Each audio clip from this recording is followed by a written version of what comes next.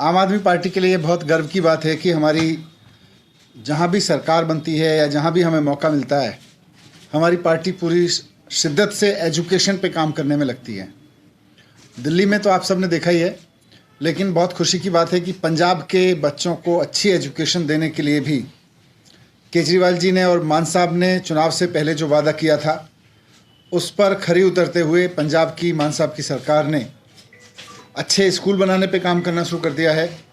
और basic infrastructure पे काम करना शुरू कर दिया। एक पार्टी के पॉइंट ऑफ व्यू से मुझे बहुत गर्व की बात लगती है कि हमारी पार्टी एजुकेशन की क्वालिटी के लिए बहुत शानदार काम कर रही है। लेकिन आज मैं थोड़ा सा इस समय इस बात को लेके भी दुखी हूँ कि एक तरफ पंजाब की सरकार है, जहाँ उनको अगर अपने टीचर्स विदेश भेजने हैं, इंटरनेशनल ट्रेनिंग के लिए भेजने हैं, तो वो आराम से भेज सकते हैं। उसी संविधान के तहत दिल्ली की सरकार है, जहाँ अगर अपने टीचर्स दिल्ली की सरकार भेजना चाहती है विदेश, तो एलजी साहब उसमें टांग अड़ाते हैं। फिनलैंड टीचर्स को भेजने की फाइल अक्टूबर से टू एंड फ्रो हो रही है। कभी इधर भेजते हैं, कभी कोई बहाना लगा के इधर भेजते हैं, कभी कोई बहाना इधर लगा के भेजते हैं।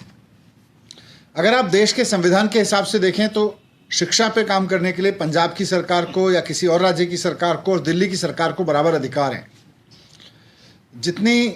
स्वतंत्रता पंजाब या किसी और राज्य की सरकार को अपने टीचर्स को कहीं इंटरनेशनल ट्रेनिंग पे भेजने की है, उतनी ही स्वतंत्रता दिल्ली सरकार की भी है, उतना ही अधिकार दिल्ली सरकार का भी है।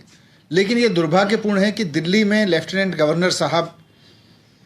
कानून का दुरुपयोग करते हुए टीचर्स की विदेशी ट्रेनिंग रोक रहे हैं, इंटरनेशनल ट्रेनिंग देने से रोक रहे हैं। मैं संविधान देख रहा हूं कि संविधान में 3 सब्जेक्ट को छोड़ के पब्लिक ऑर्डर, कानून व्यवस्था मतलब पुलिस, और साथ साथ लैंड, जमीन, इनको छोड़ के बाकी सारे सब्जेक्ट पे केजरीवाल जी की सरकार को, मुझको एक मिनिस्टर के रूप में निर्णय लेने का पूरा अधिकार है। लेकिन ये अधिकार हमें संविधान देता है। लेकिन बीजेपी की केंद्र सरकार ने एक असंवैधानिक कानून बना के जीएनसीडीटी एक्ट में जो अमेंड किया, दिल्ली सरकार का एक्ट जिसको हम बोलते हैं जीएनसीडीटी एक्ट, उसमें जो अमेंड करके एलजी को पावर दी, उस असंवैधानिक पावर की वजह से आज दिल्ली सरकार अपने टीचर्स को विदेश नहीं भेज पा रही है। अगर वो असंवैधानिक संशोधन जो भारत सरकार ने, बीजेपी की सरकार ने किया दिल्ली सरकार के कानून में, जीएनसीडीटी कानून में,